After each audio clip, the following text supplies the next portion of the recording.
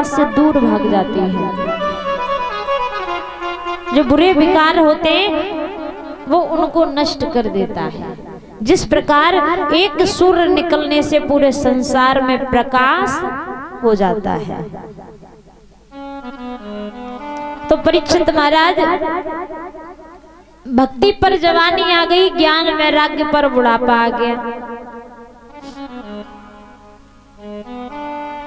तो ये भक्ति जो थी वृंदावन में जमुना जी के किनारे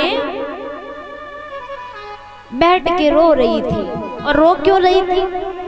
रो इसलिए रही थी कि ज्ञान वैराग्य पर बुढ़ापा है। ये ज्ञान वैराग्य क्या है? ये ज्ञान वैराग्य जो है भक्ति की संतान है, पुत्र है। अगर किसी की माँ पर जवानी है और संतान पर बुढ़ापा है तो वो माँ तो वैसे भी रोएगी, रोएगी या नहीं रोएगी परीक्षित महाराज? तो इसीलिए रो रही है भक्ति कि मुझ पे जवानी है और मेरे बेटों पर बुढ़ापा है। इधर देवर्षि नारद बीड़ा को बजाते हुए भक्ति के पास में जाते हैं कि श्रीमन नारायण नारायण हरि हरि, भजमन नारायण नारायण हरि हरि।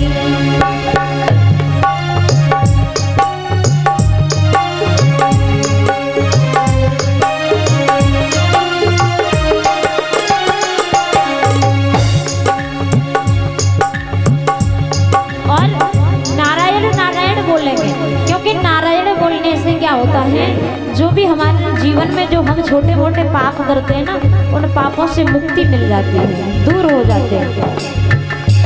बोलो नारायण नारायण हरि हरि, बोलो नारायण नारायण हरि हरि, बोलो नारायण नारायण हरि हरि, बोलो नारायण नारायण हरि हरि।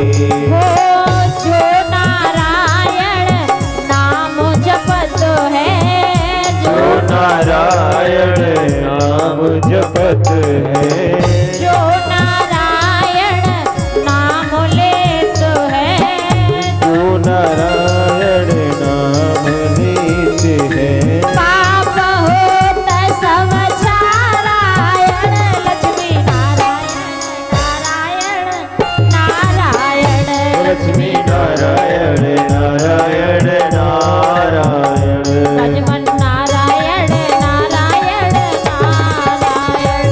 भजमन नारायण नारायण नारायण।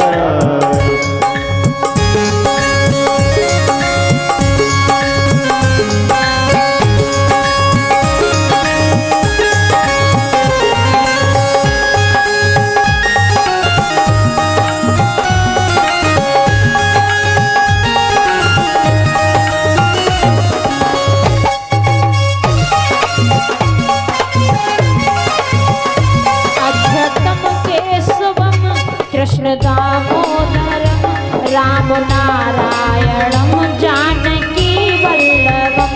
अक्षतम केशवम कृष्ण दामोदरम, राम नारायणम जानकी वल्लभम। कौन कहता है भगवान आते नहीं, कोई सबूरी के जैसे बुलाता नहीं। कौन कहता है भगवान आते नहीं, कोई सबरी के जैसे बुलाता नहीं। कौन कहता है भगवान आते नहीं, बेर सबरी के जैसे खिलाते नहीं। कौन कहता है भगवान आते नहीं, फिर सबरी के जैसे खिलाते नहीं। अक्षतम केशवम कृष्ण दामोदरम, राम नारायणम जानकी वल्लभम। अक्षतम केशवम कृष्ण दामोदरम, राम नारायणम जानकी वल्लभम। अक्षतम केशवम कृष्ण दामोदरम, राम नारायणम जानकी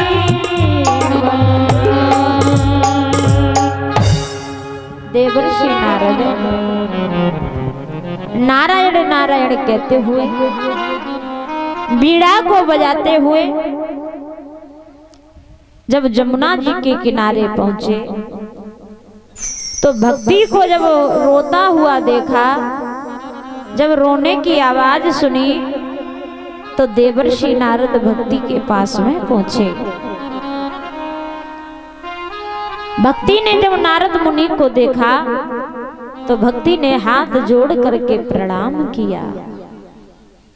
देवर्षि नारद ने भक्ति से रोने का कारण पूछा कि हे देवी, आप एक बात बताइए, इस जंगल में तुम्हारे रोने का मतलब क्या है? इस जमुना जी के किनारे तुम क्यों रो रही हो? और ये दोनों बूढ़े पुरुष कौन हैं? जब भक्ति ने सुना तो भक्ति रो करके कहने लगी, नारद जी ये हमारी संतान है, ज्ञान और वैराग्य, और मैं इन्हें देख करके इसलिए रो रही हूं कि मेरे दोनों बच्चों पर बुढ़ापा है, चौथापन है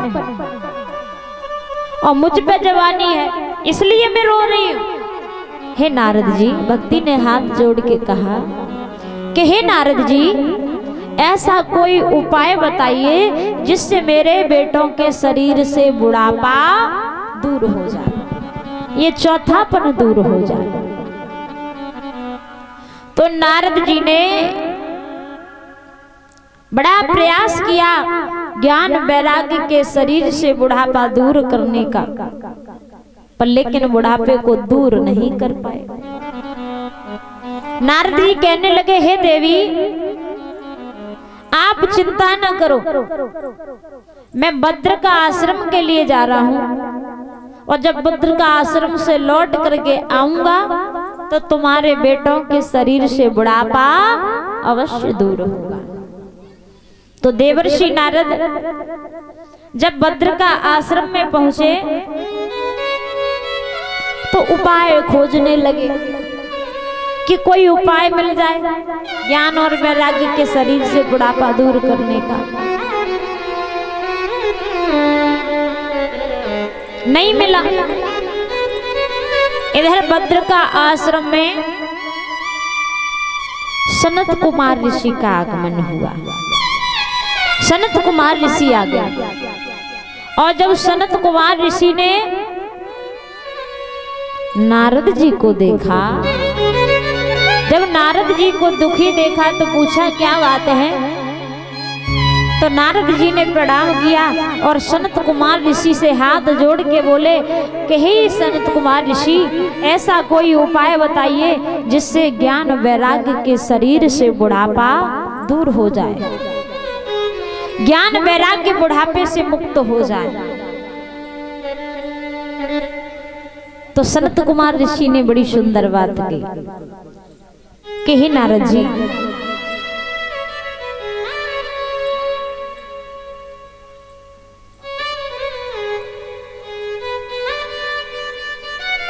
सनत कुमार ऋषि ने बड़ी सुंदर बात कही कि नारद जी ये कलयुग है। अच्छा एक बात बताइए, कितने लोग पराये व्यक्ति को भलो चाहते हैं? जो पराया पड़ोसी का भला कौन कौन चाहता है? जरा हाथ उठाना जो पड़ोसी का भला चाहते हैं। झूठ मत उठाना। हाँ, अगर झूठा हाथ उठाओगे भगवान पेट में प्लास्टिक के कीड़े पाड़ देगा। सत्य उठाओ, ये सत्य का दरबार है। कोई नहीं चाहता, जहां तक हम जानते हो आता। आज का जमाना वो है परीक्षित महाराज, लोग अपने दुख से दुखी नहीं है, पर लेकिन सामने वाले को जब सुखी देखते हैं तो ऑटोमेटिक दुखी हो जाते हैं।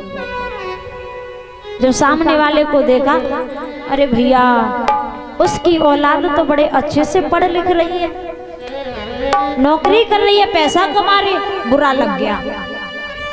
अब पड़ोसी क्या सोचने लगा कि कुछ ऐसा काम किया जाए कि इसके बच्चे बिगड़ जाए, इसके बच्चे बिगड़ जाए। तो बिगाड़ने में, गड्ढा खोदने में लग गए।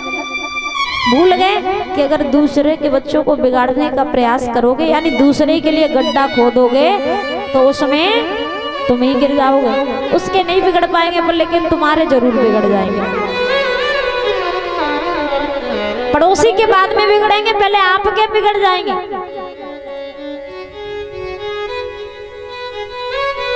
तो ये जमाना वो है कि किसी का भला नहीं चाहता, सिर्फ अपना अपना।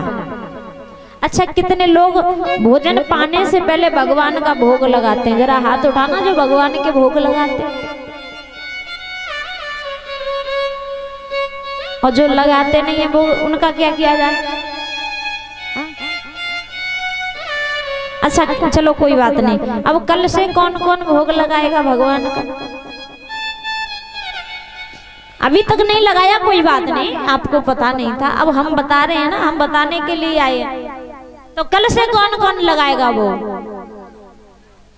भोग? का मतलब समझते हो?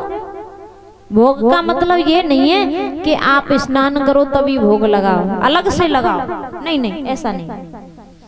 अच्छा, कितने लोग रोजाना भोजन खाते हैं? जो रोजाना खाते हैं। और कितने लोग नहा के खाते हैं? सब खाते हैं ना। तो जब खाते हो तो भगवान का थोड़ा नाम ले लिया करो कि प्रभु आ जाओ, भोजन परोसा रखा है, पहले आप भोग लगा लो, बाद में हम लगा लेंगे। ऐसा नहीं है कि भगवान के लिए अलग से भोग लगाया जाए। तो कौन कौन कल से भोग लगाएगा? सब लगाना। हमारे पूछने की आदत बहुत बुरी है, 7 दिन तक यही पूछते रहेंगे। सबसे बड़ा धर्म क्या है और सबसे बड़ा अधर्म क्या है? धर्म किसे कहते हैं और अधर्म किसे कहते हैं? आप किसी को गौदान दे दो, क्या वो धर्म है?